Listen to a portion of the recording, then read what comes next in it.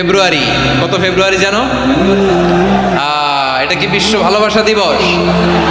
হ্যাঁ, কি দিবস?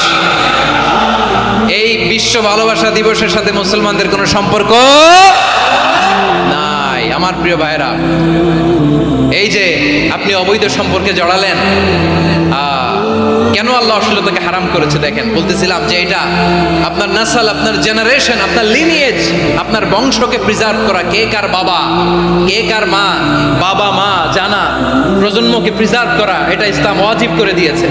এই যে অবৈধ সম্পর্কের কারণে, বিশ্ব বেহায়া দিবসের কারণে, এগুলোর আউটকাম, আউটপুট হিসেবে মাঝে মাঝে এই ঢাকা মেডিকেলের ডাস্টবিনে নবজাতকের বাচ্চার কান্নার আওয়াজ শুনতে পাওয়া যায়। চট্টগ্রাম মেডিকেলের ডাস্টবিনে নবজাতকের কান্না শুনতে পাওয়া যায়। বীর চট্টলার মুসলমানেরা বুঝতে পারলে আওয়াজ করে বলেন, এই যে চট্টগ্রাম মেডিকেলে যে নবজাতকটা পাওয়া গেল, ওর বাবাকে আমাকে বলেন, ওর বাবাকে, ওর মাকে, ও কোন ফ্যামিলির সন্তান কেউ জানে? আপনি হিউম্যান ডিগনিটিকে অপমান করেছেন না? আপনি তার ভবিষ্যৎকে অন্ধকার করেছেন না? আপনি তার লিনিয়েজকে প্রশ্নবিদ্ধ করে দিয়েছেন না?